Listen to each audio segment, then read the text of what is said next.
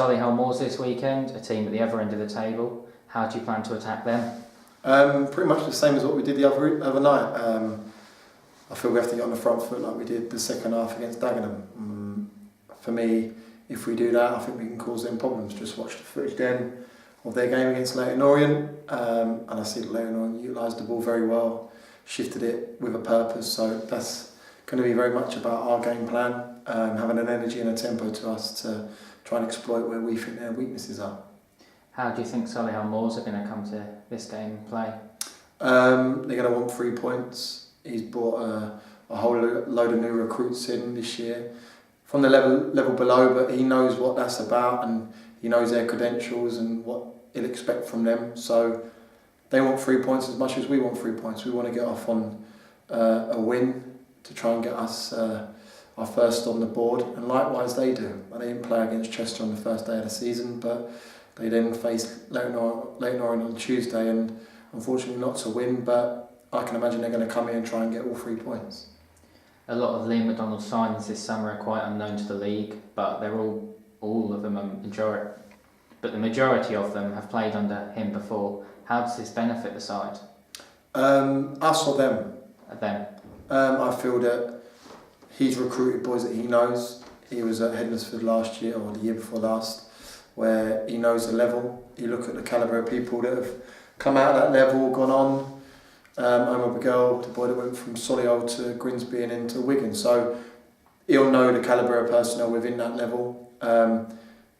They'll know him. So I can't see them being a weakness in terms of that. I don't think that we can play too much on the fact that they're from the league below. They got ability to play at this level. He wouldn't have brought them in otherwise. So for me, it's very much about us and how we go about our game plan and how we're going to get on the front foot. I want that from my players. I want them to get on the front foot, assert their authority early on in the game, and if, like I said, if we play like we did in the second half against Dagenham, I think we can cause them problems. What particular positives can you take from the second half against Dagenham?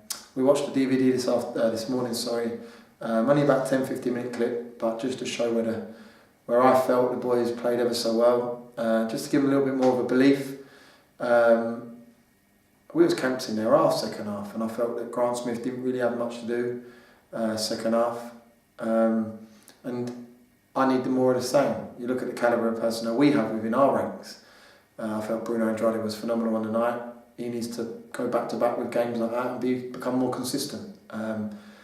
Hopefully I'll have a couple more bodies to choose from with regards to the squad, which will bolster us, which will give us a little bit more coming off the bench, if not on the starting 11. So I'm hopeful of that. I believe that my physio is going to give me a couple to train tomorrow. So I'll await the news on the other two to see where we're at with regards to come Saturday.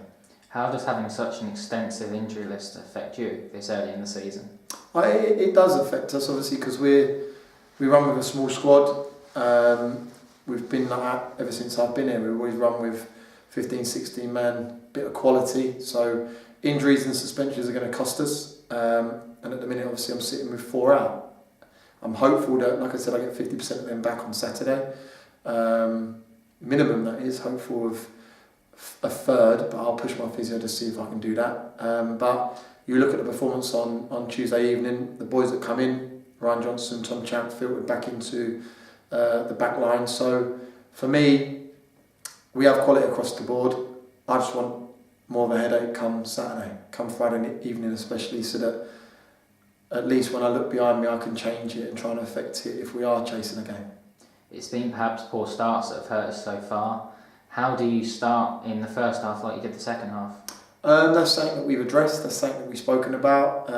We've got to eradicate the poor decision making, the defensive errors at times. But on the flip side, I felt that we've defended well at times. I felt that on Tuesday evening and on Saturday we defended ever so well. So maybe it's a lapse in concentration, maybe it's early stages, but every game we'll build on, every game we'll regroup and go again, and I'm hopeful that what we saw the second half on Tuesday, we can really kick on now and take that into Solihull Moors to go and get, I feel, a just rewards in getting 3 points. 1 point on the board at the minute, and I feel we maybe should have had 4, but that's football. We move on, and we're hopeful that come Saturday we can celebrate a win. And in regards to team news, you're hopeful of having at least a few back by Saturday? That's the plan. I spoke to my physio earlier. She's quite confident and comfortable that a minimum of 2 will return. So I'm hopeful that a potential third will. And if that does, and if that is the case, then obviously that just gives me a little bit more of a headache come Friday evening, come Saturday at 1:15 to pick a side to go and beat Solihull Moors. But that's a headache that I relish, and I'm hopeful that she hands me over 3 players come Friday afternoon.